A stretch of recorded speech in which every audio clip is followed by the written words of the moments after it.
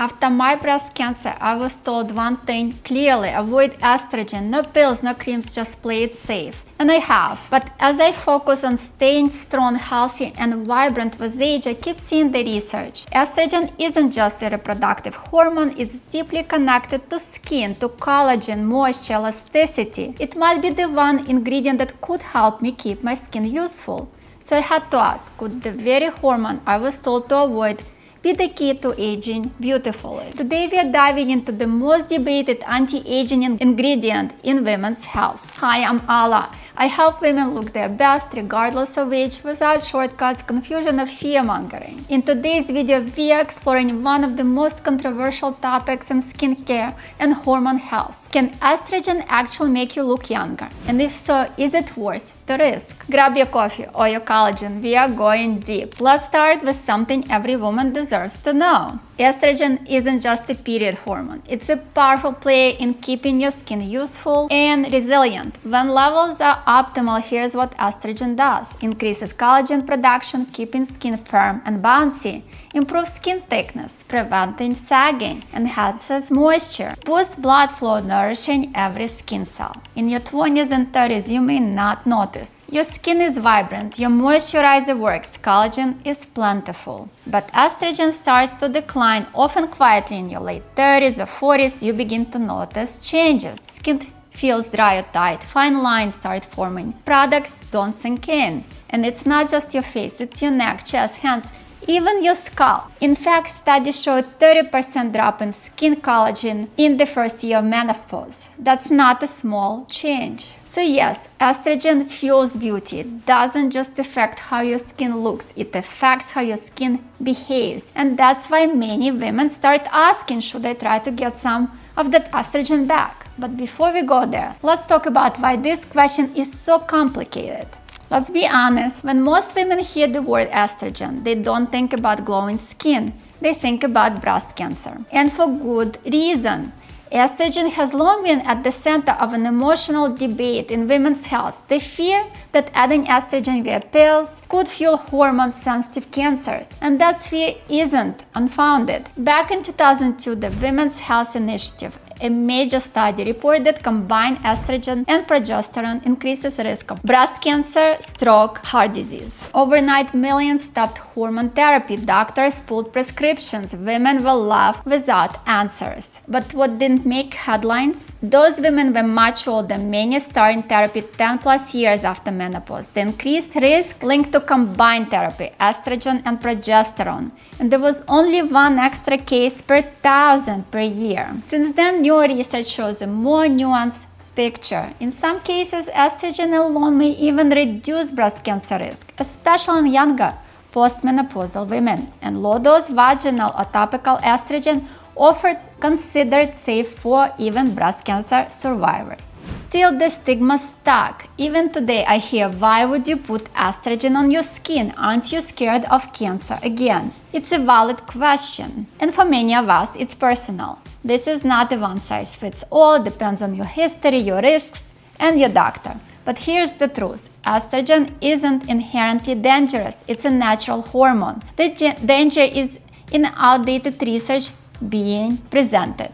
So if you're confused, you're not alone. I'm confused too. If you're scared to ask your doctor, you're not alone. And if you're wondering whether the skin benefits of estrogen are worth it, let's unpack it. When estrogen is used topically. This topic isn't theoretical for me, it's deeply personal. Years ago, I was diagnosed with stage 0 breast cancer, DCIS.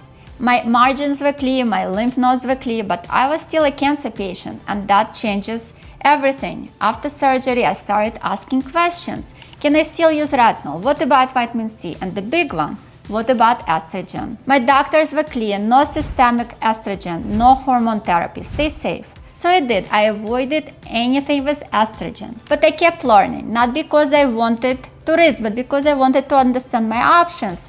That's when I learned. Even vaginal estrogen is considered safe for many breast cancer survivors. Why? Because it's local, it's low dose, it does not enter bloodstream. So I asked my doctor, if we allow estrogen there, What about topical estrogen? On the face, and she said there are no formal studies, but facial skin is less absorbent than vaginal tissue, so it may be even less concerning. That changed my perspective. I haven't used topical estrogen yet, but I've spoken to women who have. Some got prescriptions, others use estriol creams, and their skin plumper, softer, more hydrated. But we don't have enough research. We don't know how much is absorbed, and we don't know the long-term effects. So here's where I stand. I'm cautious but curious. I want to age gracefully but not risk my health. And most of all, I want women to have better information, not fear. Because silence isn't safety, it's a disservice. So what does the science say about estrogen on the face? Estrogen plays a direct role in skin cells turnover, collagen production, moisture retention. That's why topical estrogen is gaining attention, especially estriol creams. Estriol is the weakest estrogen, but that might be a good thing. It may stimulate skin without promoting unwanted cell growth. In early studies, topical estriol has been shown to increase collagen density, improve skin hydration, reduce wrinkles, and restore elasticity. But here's the problem. The studies are small, most creams are compounded and unregulated, there are no large long-term trials. So yes, it's exciting, but still experimental. If you're considering it, remember, be informed, be cautious, be empowered to ask your doctor, because you deserve facts, not fear. Now, what if you're like me? You're cautious about estrogen, or you simply can't use it. Here are the best non-hormonal options. SPF, your #1 anti-aging product. Wear SPF 30+ daily, even on cloudy days. Retinol plus peptides boosts collagen, improves skin tone. Start gently if your skin is dry sensitive. Botox and fillers, used strategically, they restore what estrogen can support. Hydration and hyaluronic acid helps replace the moisture estrogen once provided. Use HA on wet skin to lock in moisture. Red light therapy and microneedling with PRP stimulates collagen naturally. No hormones needed. In lifestyle, strength training, high protein meals, good sleep, stress reduction, all critical for healthy skin from the inside out.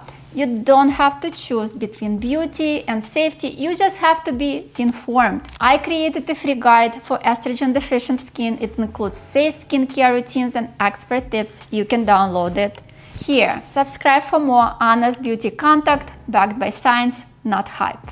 And if you haven't watched my neck care video, please do. The neck is often the first place estrogen loss shows up.